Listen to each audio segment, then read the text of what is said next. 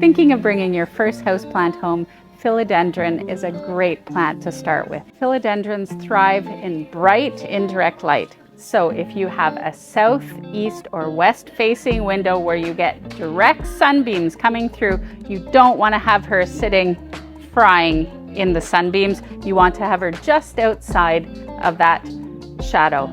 If you have a north facing window, put her right in the window. She needs as much light as she can because you're not going to get any direct sunshine directly on her. Watering for philodendrons is really easy. You wait for them to tell you. You want to wait for the soil to be quite dry and they will start to droop a little bit. You don't want the leaves hanging right flat down, just want to wait for them to tell you by drooping slightly. Then you can water the soil. Try to avoid watering from above so you can water the soil.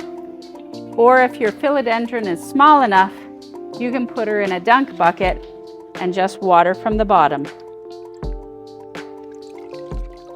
And let her drain out and wait for her to tell you to water again.